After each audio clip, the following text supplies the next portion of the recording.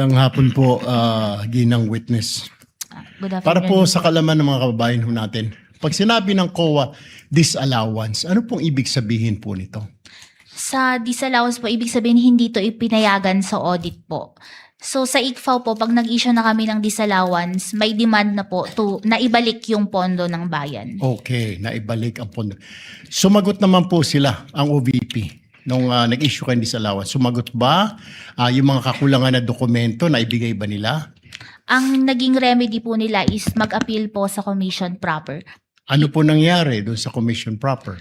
Yung sa 2022 transaction po, nagkaroon po ng decision ng commission proper at inaffirm po nila yung notice of disallowance. Okay, so na sinabi nyo kailangan ibalik po yung pondo. Tama po ba? Kung sa disallowance. Opo. Naibalik po ba?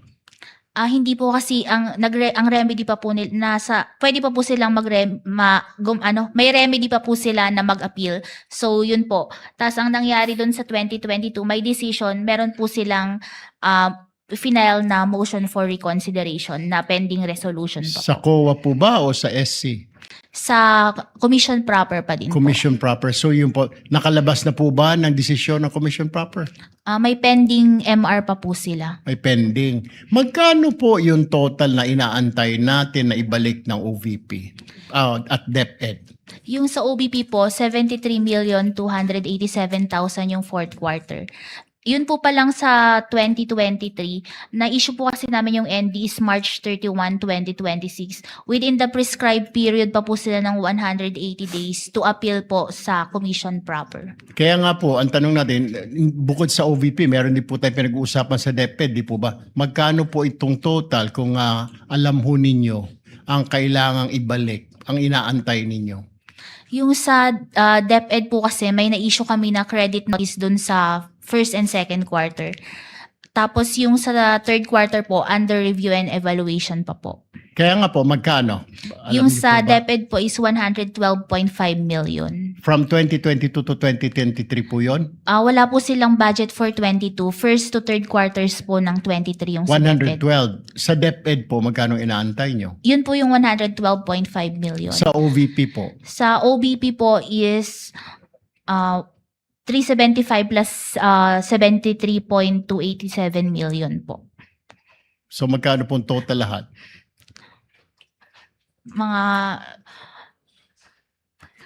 Hindi ko na mga 4 million, 400, 400 plus. 450. Opo. Okay. So yun ang inaantay po ninyo. Yung sa OBP po, opo. So hanggang ngayon inaantay po ninyo. Opo, kasi may mga remedies pa po sila na... Okay. Alright. Maraming salamat po. Yun lang po. Senator George Ejercito, you may proceed with interjections. You have 2 minutes, sir. You may proceed when you're ready. Yes, magandang hapon. Good afternoon po. Siguro first question lang, no? Is it allowed for disbursement to be validly spent and still be disallowed by COA, no? Yung disbursement to be validly spent and still be disallowed by COA for want of documentation. Yung kumbaga, posible ba na nagastos naman ng tama ang pondo pero disallowed pa rin ito ng COA dahil kulang ang mga dokumentong nagpapatibay ng pagkakagastos? Opo. So, posible pala yan. Halimbawa, nawala ang resibo, no? Ganon, kaya hindi maipasa ng COA, ibig sabihin, automatic na disallowed na ito pag nawala. Pwede pong pakiulit. Halimbawa, nawala, ganun ba yung, ibig sabihin, pag nawala yung resibo, automatic na madidisallow ng ginastos dahil wala itong maipapakita, wala ng katibayan. Kung sa pagbabasihan po yung sa joint circular, yung sa disallowance po kasi, yung hindi siya naging compliant with the joint circular. Kaya, Sige lang po. tapos dun po sa sinasabi ninyo na nawala yung resibo, dun po kasi hindi natin ma-check, ma-ascertain kung talagang ginamit ba ito kung sa purpose na yun po without yung receipt na yun. Tapos napansin ko lang din po sa iyong testimony, no?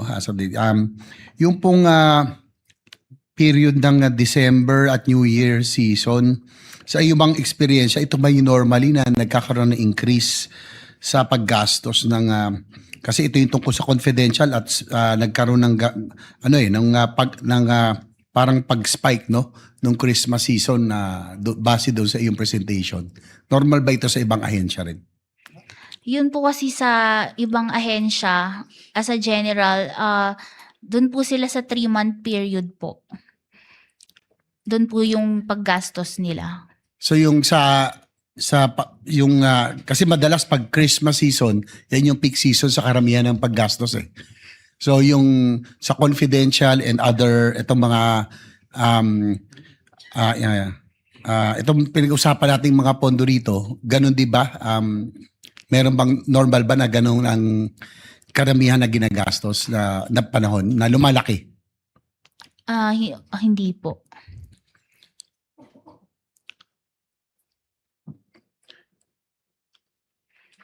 Tapos yung COA nag-issue po ng notice of disallowance. Is it directing the officers, namely, ano pang clarify lang, no? Na ibalik lang yung pera o the personal capacity? Pag nag-issue kayo ng notice of disallowance. Pinapabalik po doon sa mga persons liable po sa transaction. Gaya nga po doon sa ND, yung head of agency, yung SDO. Accountant, and opo.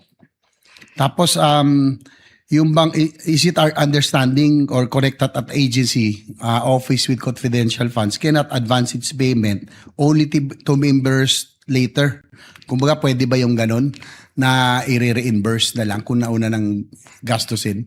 Ang reimbursement po, hindi po ito pinapayagan sa joint circular. Hindi po so ito disallowed ka agad. Kasama po sa mga disallow nyo. Kung may reimbursement po, opo. Last na po,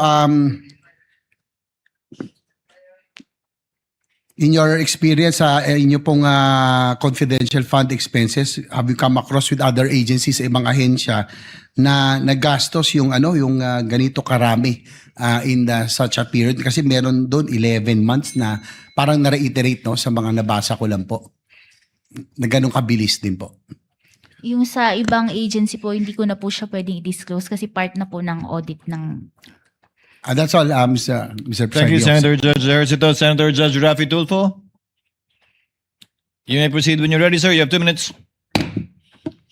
Thereafter, our Senate President. Thereafter, Senator Lacson.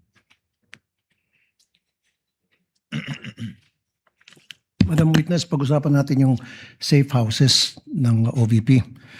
Based dun sa records ng House of Representatives noong 2022, yung OVP ay gumastos ng 16 million pesos sa confidential funds para sa bayad o rental ng mga safe houses, correct? Opo, tama po. At ilang safe houses ito? Pwede po ba ma-check ko yung records ko? Go ahead po.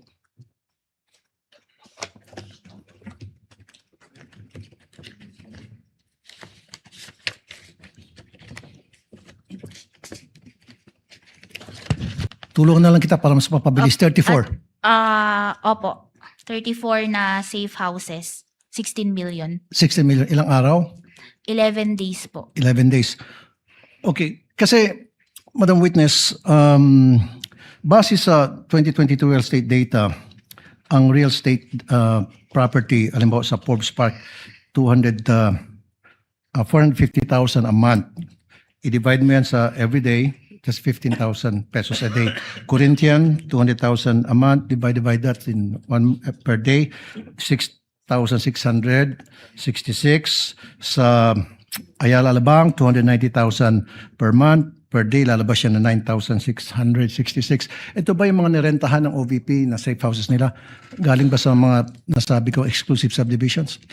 Wala pong nilagay na addresses nung kanilang safe house. Yung acknowledgement receipts lang po yung naging basihan namin dun sa payment of rental of safe house. Pero hindi sinabi whether Forbes Park, Amanpalu, Boracay, ganon, Dasmariñas, wala talaga. Wala po.